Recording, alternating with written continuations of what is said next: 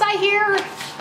Well, I tried to make this hummingbird pattern a few months ago, and it just didn't look right. So I asked husband, I'm like, what do you think of this hummingbird? And he says, the neck looks funny. So right there, I knew it was, yeah, it was trash. So I threw it away. Now, I'm ready to try it again because now I know about the sanding shims. So I'm going to try to use it like Judy recommends. It's a Judy Gale Roberts pattern, by the way. She recommends to use sanding shims on it, so I'm gonna try it. Ah! I'm excited about it. So I'm looking at the hummingbird, and it's this really pretty green color, which reminds me of poplar. So I have some poplar boards that have light with the green, and then look at that, there's some purpler in there. So I'm going to use all of those for the hummingbird, and then a little bit of ebony for the eye, and a little bit of the dark shade of monkey pod for the feet and the, I don't know what's that's called. Is that their beak? Anyway, the beak. So I printed off a bunch of copies of the pattern and then cut out the pieces and attached them to where I wanted them, looking at the color and also at the grain pattern.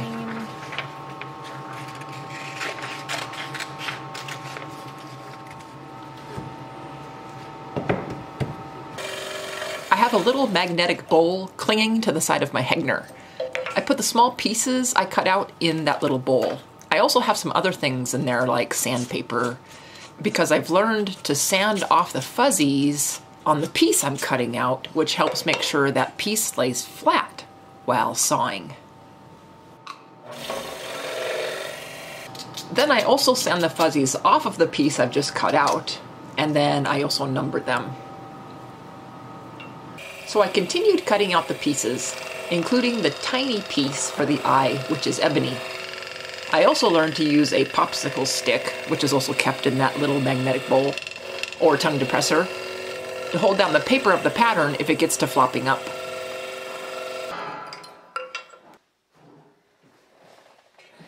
Then I put all of the pieces together, and then I also cut out the sanding shims. I drilled the hole where the ebony eye will go,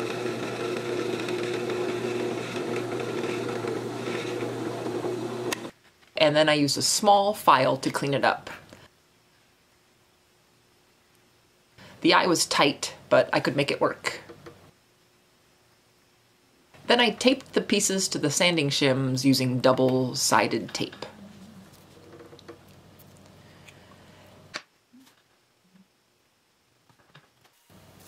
And removed the papers. Then started shaping first with 100 grit on the large Pneumatic Drum Sander. And I shaped each piece until I was ready for the finer shaping.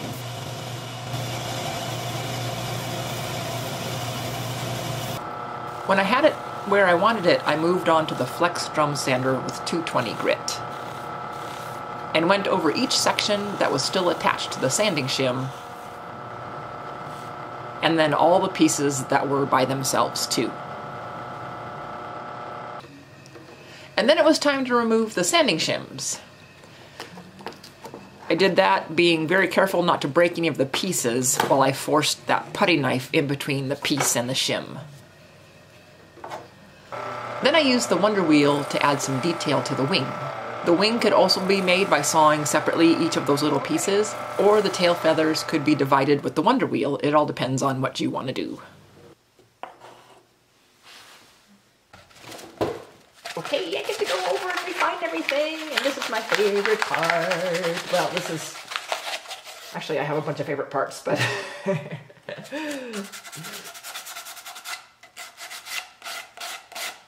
So I went over everything, softening the edges and adjusting anything that needed it. And those tiny pieces are pretty difficult to hold on to.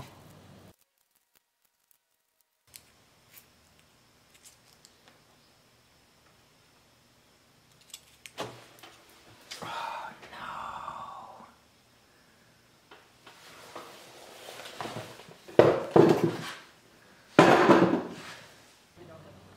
Luckily, I found that one. There it is over there. I see it. I see it. I see it. Yay! Then I continued sanding.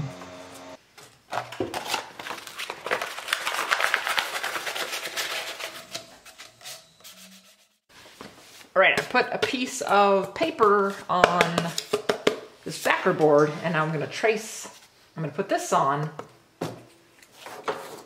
put a light coat of adhesive on, just a light coat. And now I'm going to put it together on this piece.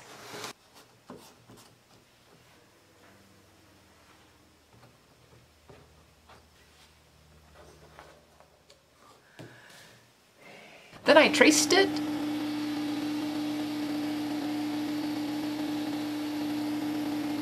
and removed all the pieces off the backer. Then I used Rubio Monocoat and coated each of the pieces and then wiped each of them off within a few minutes. I do like Rubio Monocoat, but I have since been using Old Masters Polygel. I like them both, but will continue with Old Masters for Intarsia from now on. Then I added a verse to the back of the tiny little backer. So how I did this is I printed it backwards with my laser printer, and then I used my wood burner to rub it into the wood. And I also added a teeny tiny logo. I put on Job 12:10 from the English Standard Version, which says, "In his hand is the life of every living thing and the breath of all mankind." I thought that was pretty cool.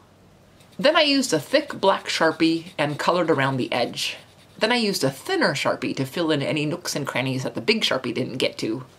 Now I should have done this before putting the finish on, but I decided at the last minute to use wood for the catch light instead of putting a drop of white paint on the eye.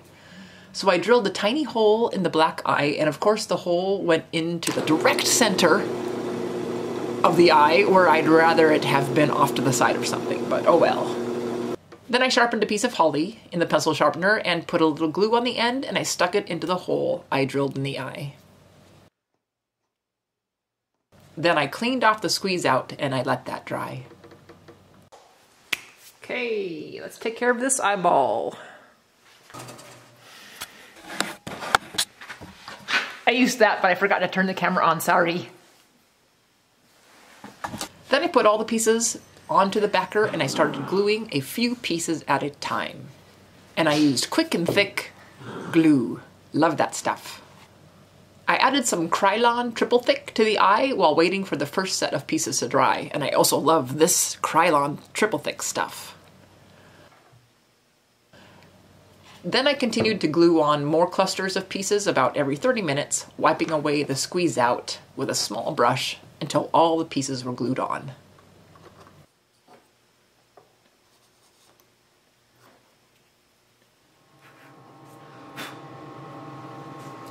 Well, I got this little hummingbird all finished.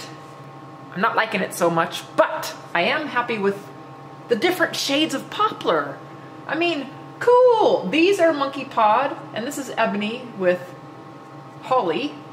And then this is all poplar. These, those, all poplar from the same board. I like how my grains there at the abdomen, you know, look pretty cool. So, but anyway, there it is. There's how Judy's looks. Well, someday. So thanks for joining me, everybody, and we'll see you next time. Bye!